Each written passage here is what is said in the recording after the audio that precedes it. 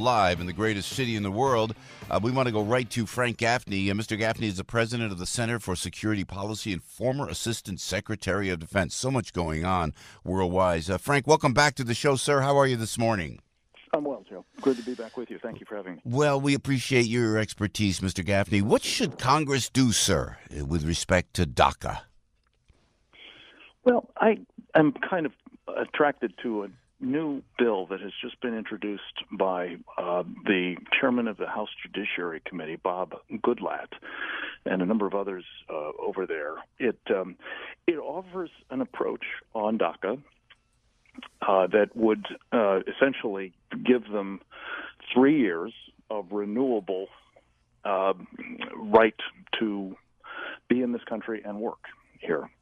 But in exchange for that concession, for just the so-called dreamers themselves, not their extended families, not the family members who broke the law to bring them here, notably, there would be a whole host of changes made in the current truly dysfunctional and actually dangerous immigration policies we've been pursuing.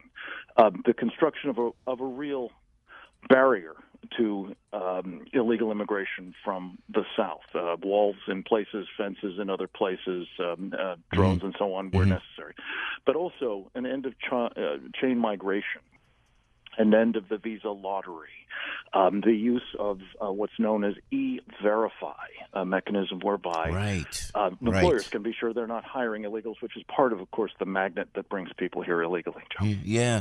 Now, when we hear the word comprehensive immigration reform, Frank Gaffney, should we hear the word amnesty? Well, I think there's going to be people who say if you give anybody anything, it constitutes an amnesty, and truth be told, I think that is the case. This is a restricted amnesty, I guess is the best you can say about it. But it's one that I think, politics being what they are at the moment, we're going to wind up seeing made. The question is, what is extracted from the people who are all about that before you start providing that kind of amnesty. And my personal view of this is, Joe, that even if you do that, that you make some sort of arrangement for the folks with the DACA status today as a result of Barack Obama's unconstitutional creation of this status, that they ought to have the wall in place first. They ought to have the E-Verify system fully required by employers. These are the basic mechanisms that prevent you from just setting up yourself for another amnesty inevitably down the road. Yeah, and you make a lot of sense, Frank Gaffney. I mean, as you always do, but your main concern, Frank, is about immigration policy is from a national security perspective, correct? It is.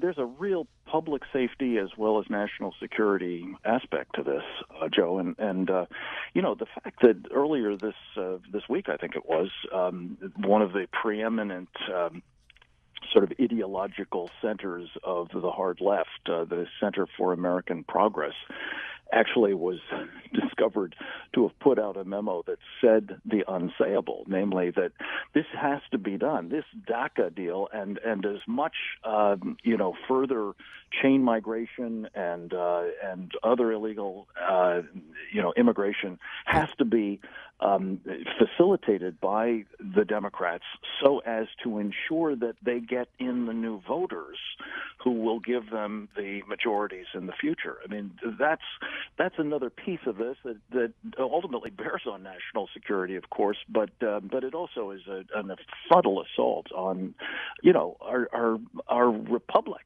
and the political system by which we are governed, namely, the vote. So this is a multifaceted problem, and I think the cynicism of some who are championing the rights of these poor DACA, kids and so on, when ultimately what they really have in mind is changing the demographics of this country, bringing in voters who will support their policies and programs permanently is, I think, something that ought to be also of concern to all of us. Wow. Coming from you, Frank Gaffney, that is huge. And I couldn't agree more. But coming from you, this is nothing political. They're just bringing in anybody to embolden their base, correct? Well, to increase their base is the point. Yeah. And again, these aren't my words. This is what the Center for American Progress has said very explicitly. And interestingly enough, Joe, looking across the pond, there was a time when Tony Blair, who ran the equivalent of the Democratic Party in Britain, the Labour Party, did exactly the same thing. And was called out by one of his subordinates for saying, we basically did this to change the composition of the electorate to our advantage. It's scandalous, really. Yeah, and that didn't work out too well for London, did it? Really? Not so well. Yeah, and the president told the Wall Street Journal, Frank Gaffney, that he has a very good relationship with Kim Jong-un. Were you surprised to hear him say that? I mean, and I wonder this, and I have to give you a two-part question here, Frank, if I may. Were you surprised to hear that from the president say that to the Wall Street Journal? Number one. Number two is, do you think he's got like a red hotline phone to Kim Jong-un saying, all right, let's play this out and we'll work it all out under the radar? Anything like that, mysterious 007 stuff happening? Not to my knowledge, Joe, and I'd be surprised. Was I surprised at that statement? Yes.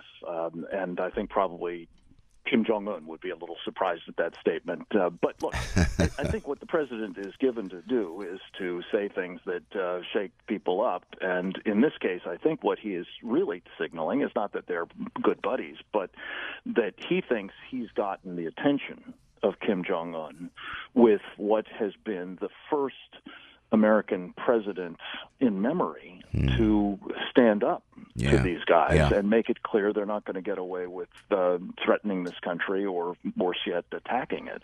But that's a different kind of,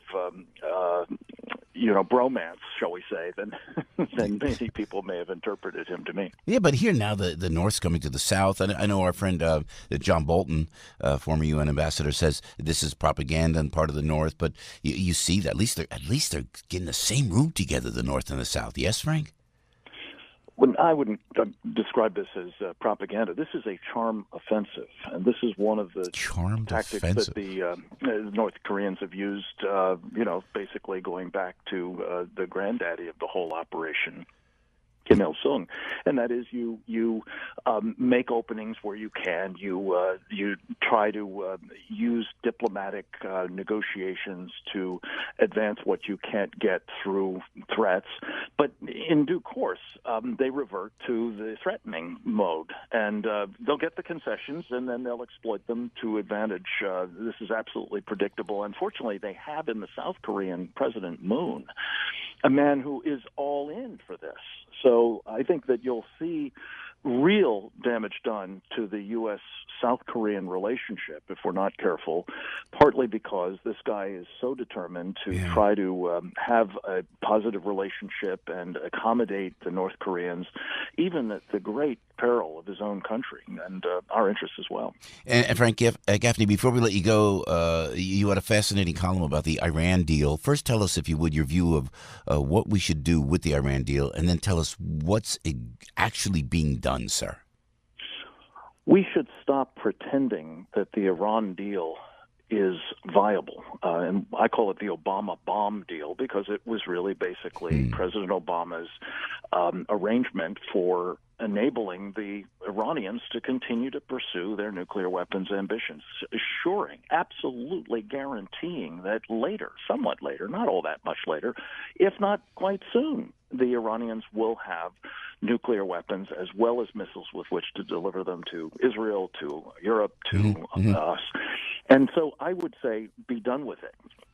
Stop pretending that there is a deal because they're not honoring it, and stop waiving sanctions, Mr. President, that is having the effect of propping up the Iranian regime. Stand, as Senator Ted Cruz said, Joe, just yesterday, with the people of Iran who want this regime gone. Don't keep propping up the regime itself, as Barack Obama used to do. Yeah, Frank Gaffney. Mr. Gaffney, where can people go to learn more about the Center for Security Policy? SecureFreedom.org. I love it. Frank Gaffney, always appreciate you being on the show. Stay close, Mr. Gaffney. Would you do that, and have a great day? Will do. Thank you, sir. We'll talk to you soon. Thank you, sir.